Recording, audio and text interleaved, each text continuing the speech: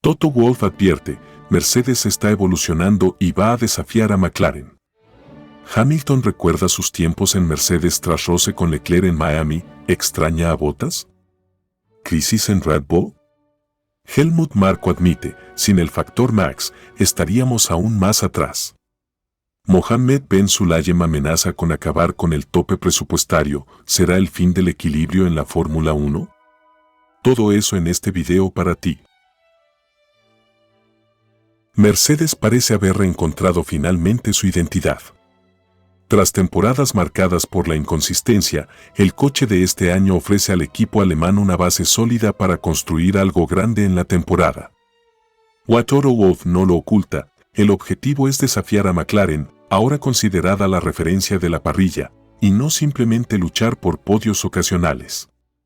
George Russell mantiene un impresionante historial de resultados, siempre entre los 5 primeros, y volvió al podio en Miami.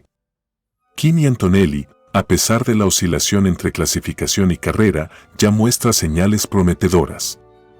Pero Wolff sabe que la consistencia solo se convertirá en victorias con un paso claro en el rendimiento.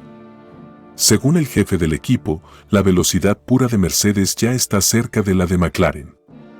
En clasificación, la diferencia es mínima. El problema está en la gestión del ritmo de carrera. McLaren todavía logra mantener un rendimiento elevado durante más vueltas, aprovechando mejor el equilibrio del coche y el cuidado de los neumáticos. Pero Toto cree que eso puede cambiar. Recuerda que el salto de McLaren comenzó con una actualización inesperada en el GP de Austria de 2023. Desde entonces, el equipo se centró en el desarrollo mecánico y dominó la gestión de neumáticos. Mercedes, ahora más eficiente, empieza a seguir un camino similar. Y con una estructura poderosa en Brackley, el optimismo es real. Aunque aún no ha traído actualizaciones relevantes este año, el equipo se ha mantenido competitivo en las 6 primeras carreras. Ferrari y Red Bull ya han gastado más cartas, pero Mercedes ha optado por trabajar con inteligencia. Y eso se refleja en la consistencia del coche en circuitos como China y Bahrein, donde el equipo estuvo a la altura de McLaren. El plan es claro, desafiar a McLaren donde sea posible, pero sin comprometer el proyecto del próximo año. El nuevo reglamento ya domina las discusiones en los bastidores y Mercedes quiere llegar con el mejor motor de la parrilla. Russell y Antonelli están alineados con esta visión a medio plazo, y se espera que un paquete de actualizaciones debute antes del GP de España. La sensación interna es que McLaren puede ser vencida. Queda por ver si Mercedes tendrá el tiempo y la libertad para acortar esa distancia sin renunciar a lo que realmente importa, volver a dominar la Fórmula 1. El ambiente en Ferrari volvió a tensarse tras el GP de Miami. Lewis Hamilton y Charles Leclerc protagonizaron una disputa interna que expuso mucho más que una simple pelea por posición, dejó al descubierto la frustración de Hamilton con la forma en que el equipo italiano toma decisiones, y reavivó las comparaciones con sus tiempos en Mercedes. Todo comenzó cuando Hamilton, en remontada con neumáticos medios, pidió al equipo intercambiar posiciones con Leclerc. El británico creía estar más rápido y veía a Andrea Kimi Antonelli, de Mercedes, como un objetivo alcanzable. Pero Ferrari tardó demasiado. Cuando se produjo el cambio, ya era tarde, los neumáticos se habían sobrecalentado y la oportunidad se había perdido. Minutos después, Leclerc pidió que le devolvieran la posición. Nuevo intercambio, nueva frustración. Ambos cruzaron la línea de meta tal como estaban, Leclerc séptimo, Hamilton octavo. Y sin amenazar a Antonelli. El equipo intentó calmar las aguas, pero Hamilton no ocultó su irritación. En una entrevista, soltó una frase que llamó la atención. Valtteri y yo intercambiábamos posiciones rápidamente. Si no lograba alcanzar al piloto de adelante, la devolvía. Simple. Funcionaba. La comparación fue directa. En Mercedes, las decisiones se tomaban rápido. Había confianza, claridad, cooperación. Bottas cumplía su papel sin generar conflictos. En cambio, en Ferrari, la indecisión y la tensión entre compañeros son frecuentes. Hamilton recalcó que no tiene problemas con Leclerc ni con el equipo, pero el mensaje fue claro. La confianza que tenía en su antigua casa todavía no se ha replicado en Maranello. Y eso plantea una pregunta: ¿valió la pena el cambio? En la entrevista, Lewis también destacó el buen ritmo que tenía con los neumáticos medios y la posibilidad real de haber terminado sexto. Pero todo se perdió por la indecisión de Ferrari. La frase sobre Bottas no fue solo nostalgia. Fue un mensaje. Hamilton esperaba encontrar en Leclerc un espíritu de equipo similar al que tenía junto al finlandés. No lo encontró. Por ahora, la luna de miel con Ferrari parece acortarse con cada carrera. El rojo aún no combina con la frialdad quirúrgica que Lewis tenía en Mercedes. ¿Será que Hamilton ya extraña la casa donde fue rey? Esa es una pregunta que solo el tiempo podrá responder. El GP de Miami sirvió como una señal de alerta roja dentro de Red Bull. Por primera vez en mucho tiempo, el equipo no solo perdió, fue superado con autoridad.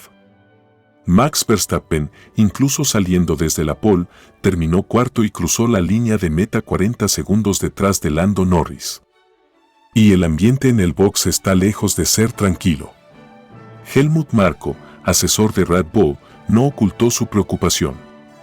En una entrevista, reconoció: simplemente no fuimos lo suficientemente rápidos. En vuelta rápida, Max es totalmente competitivo. Él compensa con su talento, lo que yo llamo el factor Max.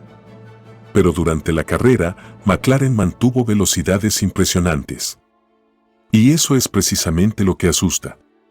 Verstappen lideró al inicio, contuvo a Piastri y Norris como pudo. Pero después de la vuelta 14, el dominio de McLaren fue evidente. Piastri ganó, Norris llegó segundo y hasta Russell apareció para quedarse con el tercer lugar. Verstappen, que solía escaparse al frente, esta vez tuvo que conformarse con un modesto cuarto puesto. Marko fue claro.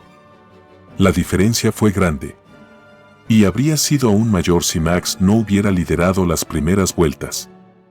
Incluso Mercedes parece más fuerte que nosotros en este momento. Tenemos que reaccionar. Y los problemas no terminaron ahí.